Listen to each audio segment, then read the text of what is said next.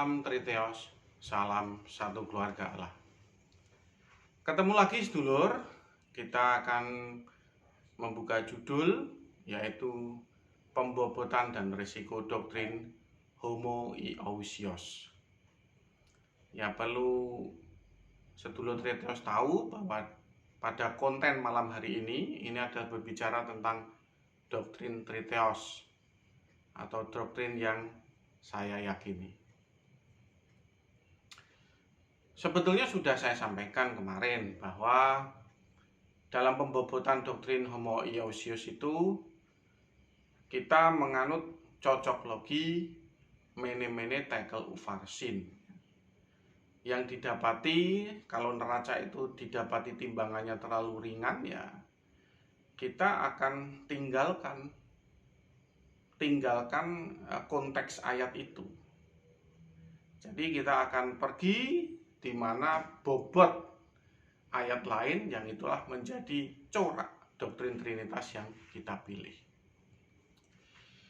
Seperti yang kemarin sudah saya jelaskan bahwa corak doktrin homoiousios memiliki pembobotan bagaimana perjamuan kawin anak domba itu ditafsirkan. Jadi saya ulangi lagi ya, ketika Ulangan 6 ayat 4 di sini ya bercerita tentang keesaan Allah. Di sini bercerita tentang bagaimana perjamuan kawin anak domba.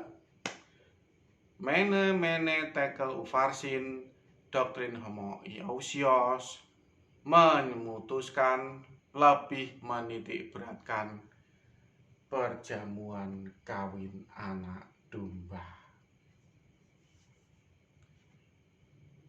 Jadi bobotnya lebih memilih ke perjamuan kawin anak domba. Clear ya? Ini saya sudah ulang-ulang berkali-kali loh ya. Kenapa kok saya ulang berkali-kali? Supaya panjenengan ini benar-benar memahami, apalagi para viewer yang baru, mengapa kita mengambil keputusan seperti itu. Ya, jadi apa yang melatar belakangi kita memilih doktrin Triteos itu, latar belakangnya apa? Apakah kita itu asal jeplak, atau asal bunyi, atau ngawur? Nah, karena supaya tidak kelihatan ngawur, ya kita jelaskan latar belakangnya, yaitu kita memiliki perspektif perjamuan kawin anak domba itu terdapat Triteos. Kalau panjenengan baca kronologis perjamuan kawin anak domba, itu bagaimana seseorang duduk di atas tahta, lalu ada gulungan kitab, lalu anak domba diberikan gulungan kitab itu. Lalu kemudian di Wahyu 3 ayat 21, anak domba atau anak Allah duduk bersama-sama dengan Allah Bapa di dalam satu tahta. Lalu kemudian anak domba inilah yang menjadi raja di surga. Jadi sangat clear ya, bagaimana cara pandang kita terhadap perjamuan kawin anak domba. Itu adalah pembobotan yang paling berat, yang paling utama, sehingga kita memilih doktrin Triteos.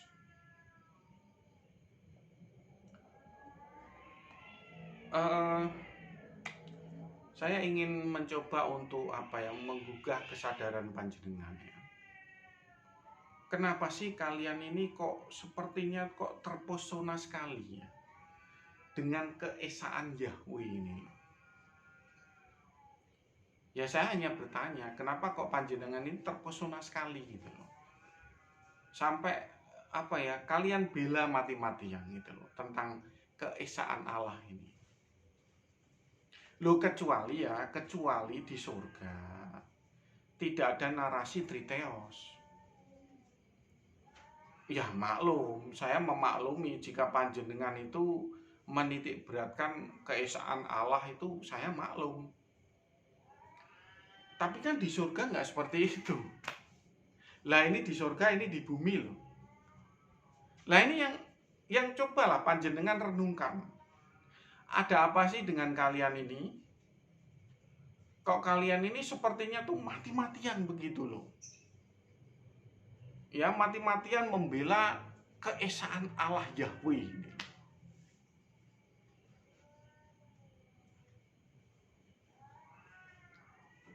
Lah kalau saya tetap lebih menyukai sudut pandang surga dong. Loh kok bisa begitu? Lah kita ini kan memang tujuannya menjadi orang Kristen kan supaya masuk surga. Ada rancangan keselamatan. Iya kan? Ya tentu saja kita mengutamakan sudut pandang surga daripada sudut pandang adanya Yahweh yang menjadi Allah yang dibentuk sesuai dengan firman Tuhan Yesaya 43 ayat 10. Nah itu tetap bobotnya lebih ringan. Jadi ya sangat disayangkan kalau panjenengan ya para sedulur Triteos yang mengikuti channel saya itu masih semacam fanatik gitu loh untuk membela keesaan Allah Yahweh ini loh. Ya saya sih mencoba menggugah kesadaran panjenengan gitu. Kalau panjenengan ya tetap bersikeras untuk meyakini Allah Esa, meyakini monoteisme gitu ya tidak apa-apa gitu. Tapi ya saya pastikan gitu kalau panjenengan itu menitik beratkan keesaan Allah dan monoteisme itu panjenengan akan kejedot di dalam kisah perjamuan kawin anak domba. Lah perjamuan kawin anak domba kan sangat jelas anak Allah dan Allah Bapa itu duduk berdampingan di Wahyu 3 ayat 21. Di depannya ada ketujuh obor Allah, Triteos. Triteos bro. Lah mau gimana kita membaca yang jelas-jelas seperti itu? Loh begini bro ya, kita itu yang maunya yang simpel, maunya, ya kan? Maunya yang simpel ya kan? Allah Esa, lalu yang duduk di tahta di surga itu seorang. Jadi secara kronologis ya seorang, lalu kemudian seorang dan seorang terus-menerus konsisten. Lah ini enggak, di kitab Wahyu itu secara kronologis itu mula-mula seorang, lalu kemudian ada gulungan kitab, lalu ada anak domba datang, lalu anak domba diberi anugerah gulungan kitab itu, dia dianggap layak membuka meterai gulungan kitab itu, lalu anak domba duduk di sebelah kanan Allah Bapa. Wahyu 3 ayat 21. Urut-urutannya jelas. Nah, jadi kalau panjenengan yang selalu menyoroti seorang duduk di tahta itu, nggak benar itu. Itu ada kronologisnya perjamuan kawin anak domba. Itu nggak bisa kalau panjenengan itu hanya menyoroti satu ayat tanpa melibatkan kronologis, nggak bisa.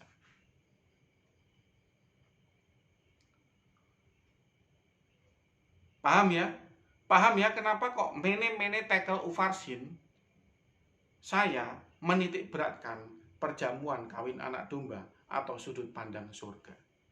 Ya karena kita ini berjerih lelah, ya kita ini belajar Alkitab, berdebat, berapologit. Ya memang tujuannya kita ini kan ke sana, mau ke surga. Kecuali kalau tujuan kita tuh mau menjadi bangsa Israel. Ya kan, kalau panjenengan tujuannya mempelajari Alkitab dan menyelidiki tatanan teologi, tujuannya menjadi bangsa Israel, ya sudah pasti Anda akan mene tekel ufarsin, menitik beratkan bobot keesaan Allah. Nah itu sebagai suatu konsekuensi yang wajar dan logis. Jelas ya? Jelas banget loh ya sedulur loh, apa yang saya utarakan ini pembobotan ini sangat jelas. Nah, kita menitik beratkan perjamuan kawin anak domba. Lalu kemudian risiko doktrinnya. Risiko doktrin Triteos itu jelas sangat besar. Sangat besar. Karena dia tidak mengakui Allah itu satu saja, tapi mengakui Allah prima causa yang satu. Ada 3 Allah, menyebabkan banyak musuh. Loh gini loh bro, kita ini Triteos ya, bukan orang gabut cari musuh, bukan. Mudeng ya, kita ini bukan orang gabut cari musuh, bukan. Kita itu membaca Alkitab. Setelah kita membaca, kita tahu yang benar, oh ternyata Allah prima causa satu, Triteosnya ada 3 teosnya. Lalu kita mencoba menggerakkan kesadaran umat Kristen dengan kebenaran yang ada di dalam Alkitab. Ketika kita membangkitkan kesadaran, kan ada yang menolak kesadaran itu, yang menjadikan kita sebagai musuh. Musuh apa? Musuh apologet, musuh teologi. Nah itu ternyata ya bro, itu musuhnya itu banyak. Banyak. Nah itu resiko doktrin Triteos, memiliki banyak musuh.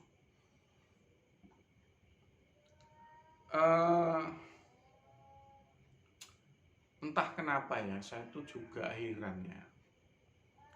Saya berkali-kali menyadarkan orang Kristen bahwa yang satu itu Allah prima causa, yang satu itu adalah sang transenden. Tapi ya hasilnya juga tetap pada nggak mudeng.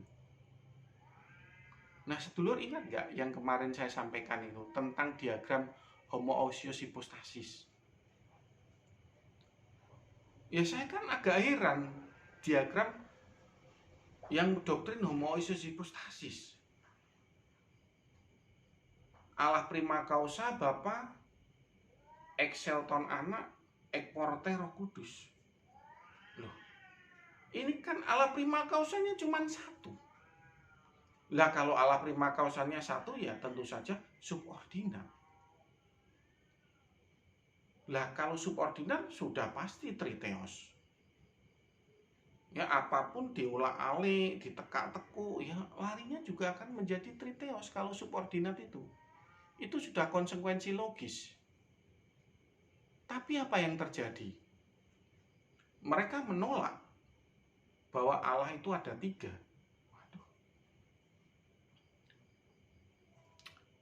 Aduh bingung saya itu. Itu yang homoousios hypostasis. Kemudian yang homoousios pribadi. 3 pribadi, 1 hakikat Allah. Itu ya Triteos. Itu Triteos bro, tapi yang mereka menolak disebut Triteos. Jadi itu mereka tuh mencoba menggambarkan apa yang mereka pahami di Alkitab, dan apa yang mereka jabarkan itu sebetulnya Triteos. Tapi mereka menolak disebut Triteos. Nah ini memang sangat dilematik dan membingungkan.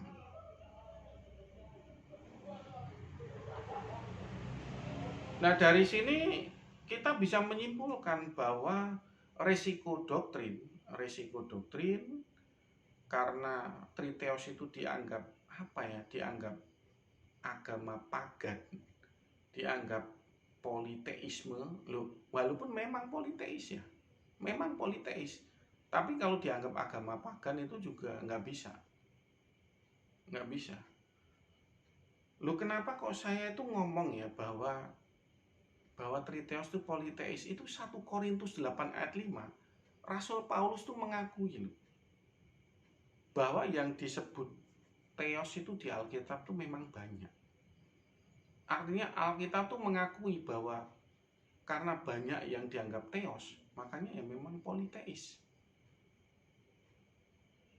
Makanya di 1 Korintus 8 ayat 6 Rasul Paulus mentertibkan Jadi yang mono itu adalah theos ex hota panta atau prima causa. Wah, itu sudah saya jelaskan berkali-kali di konten saya ini, berulang kali gitu. Karena memang sangat itu ya, saudara ya, banyak hal yang apa ya, kadang kita itu tergelincir dengan istilah-istilah yang ada. Sehingga kita tuh bingung dan bulat. Padahal sebetulnya agak sepele itu.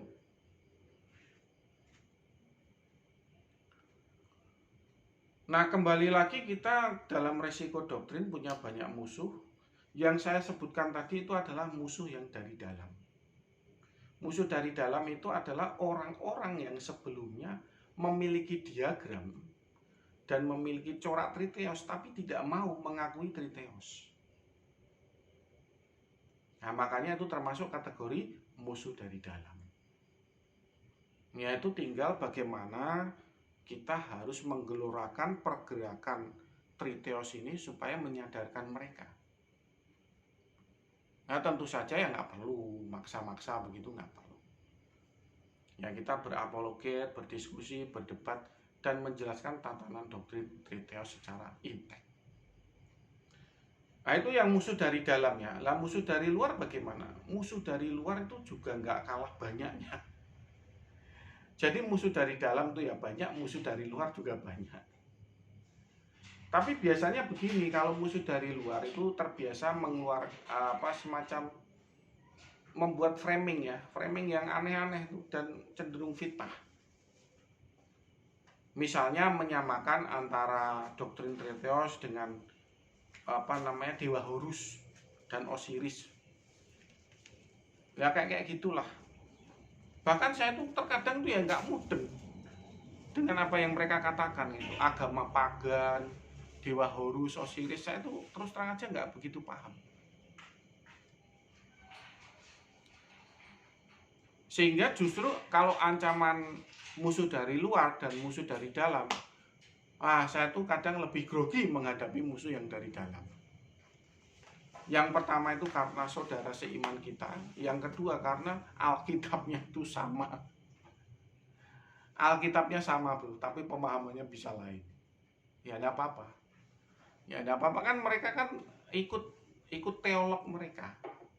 Ikut apa yang diajarkan oleh teolog. Dan mereka ngikut.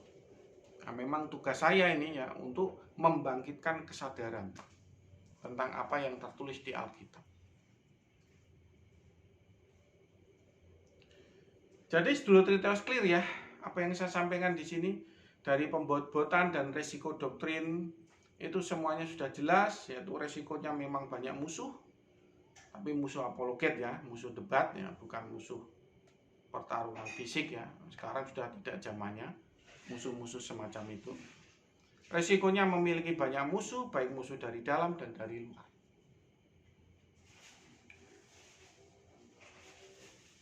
Ngerti ya sedulur ya. Nah, semoga yang membaca konten ini semoga ada yang tergerak hatinya ya untuk membantu perjuangan saya.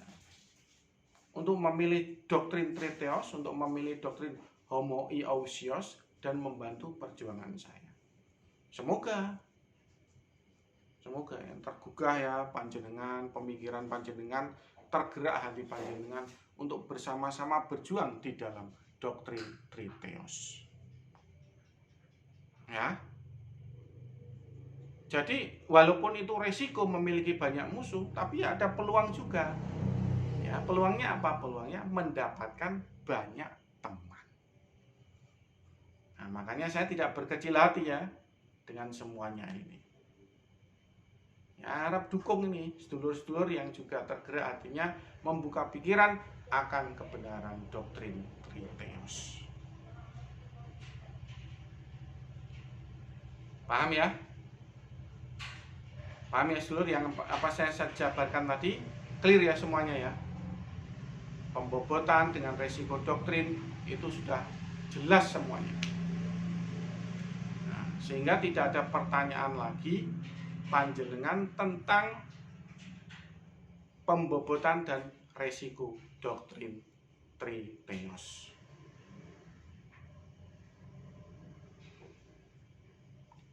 Semoga bisa membantu apa yang saya sampaikan pada malam hari ini, dan panjenengan sedulur Triteos yang menyimak apa yang saya sampaikan malam hari ini, panjenengan bisa mengambil keputusan untuk memilih satu di antara 4 corak Trinitas.